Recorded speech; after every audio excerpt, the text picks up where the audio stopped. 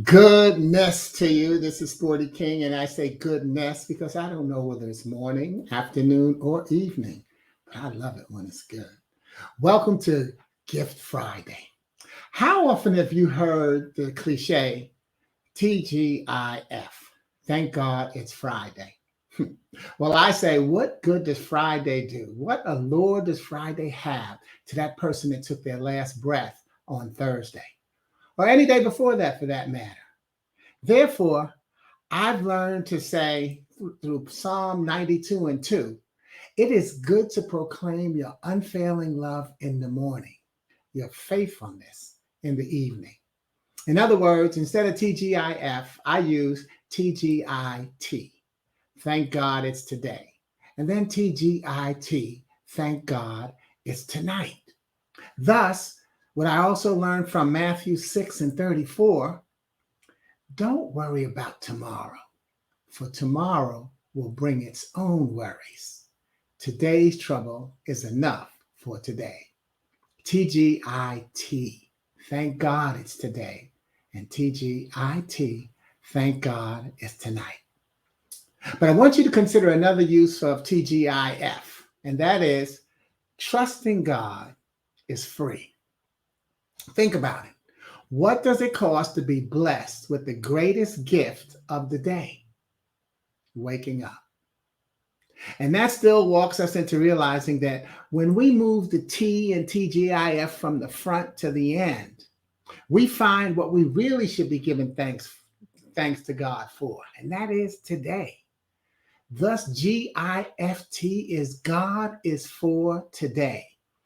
Gift Friday is the online reading and sharing of one of my original poems and its possible uses to inspire audiences online or in person, and you. Each poem will then be my gift to you. I'll drop it in the thread after I've read it. But here you hear me read it, and then I'll share the gift. Then you'll be able to click on the link and download your keepsake colorful copy. My mother's birth anniversary is Sunday, August 15th. One of the things she used to say was, you have one birthday. Every year after that is the anniversary. So that's why I say birth date anniversary. That's why any of you who are on my social media list get my wish each year for your birth date anniversary celebration. Well, today I'm going to share 2.5 things with you. One, a poem that I dedicated to her and all mothers. Two, some of her other sayings and how they've manifested in my life. And the half thing is, which is how I felt the first time that I said the words she used to say. You see, that caught me off guard, and it continued the blessing of who she is in my life. In 2011, I was facilitating a session on suicide prevention awareness with the South Carolina Army National Guard. And in my conversational flow with my audience, we were talking about the concept of loss. So I gave them my affirmation of loss, LOSS, little obstacles strengthen spirits. In retrospect, even a loss is a lesson. And so I was talking about the loss of my mother and how that had affected my life. And as I began talking about that experience, when suddenly I heard myself say, she used to say. And for the first time, I heard that as final. She used to say, because see, she'd never update that saying. Haven't we quoted our mothers, our fathers, our parents, our teachers, anybody? We say, oh, you know what my such and such always used to say. And then that was as if, well, yeah, that was what they said last year, but this year they said this. But now I was never going to hear her say that again. So I felt myself choke up and regain control all in one motion, because I knew that God had taken over and was blessing me with delivering the message I needed to be able to share the message that they needed. And it gets easier to talk about every time. Not because I've gotten over it, because I've embraced living with it as one of her reminders of living in the moment and dealing with reality. Whatever you're going through is only here because you've already gone through something. I call it the track record, but I want you to let that fuel, not fear, what's going on in your life. Now, here are some of her sayings and how they fueled my life.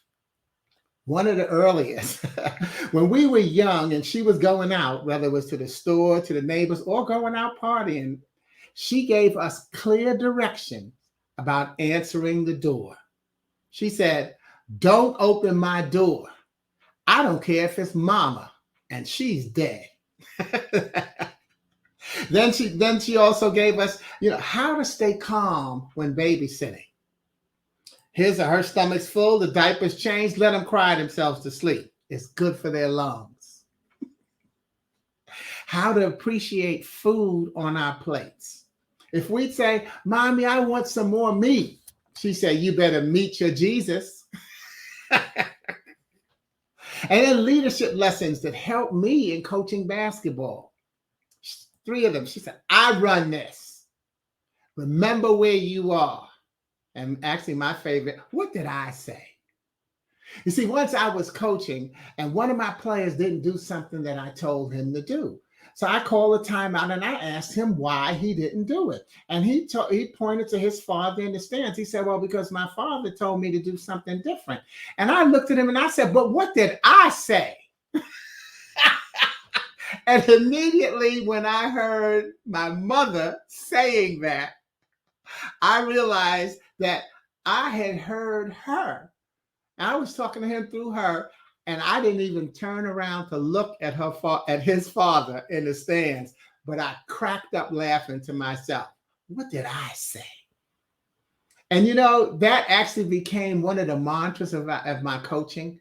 And let me tell you, I got along with that parent wonderfully after that. Not that we had any kind of adversarial relationship, but I always made it clear to my parents that I was the coach. And see, players need clarity. Who's coaching? Who am I listening to? You've always heard me say, choose your messengers carefully and recognize that you're being carefully chosen as a messenger. That goes for that as well. So that was where I got that leadership lesson from. So here's what I say to her and to you in poetry. This is called Mother.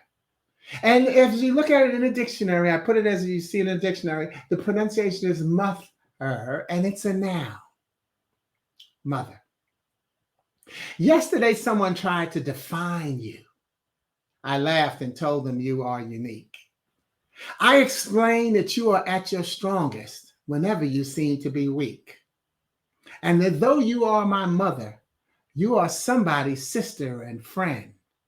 You put on new hats simultaneously, spontaneously. You work magic again and again.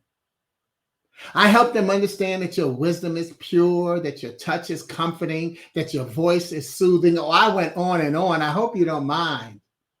See, I'll always be your biggest fan because you'll always be one of a kind.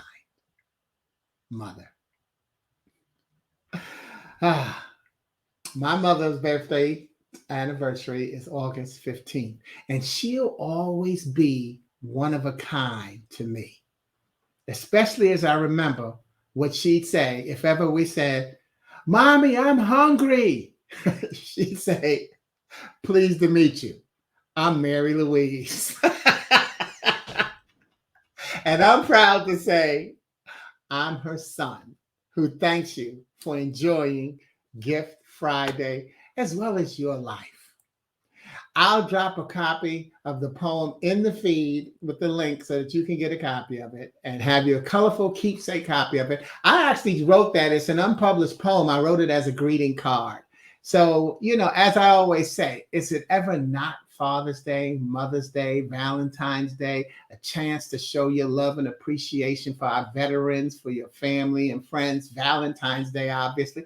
It's always a celebration. That's why I always say goodness, because I don't know whether you're watching it morning, afternoon, or evening, but good is something that you want to have in front of you. Thanks. God bless you and have a good weekend. Ciao.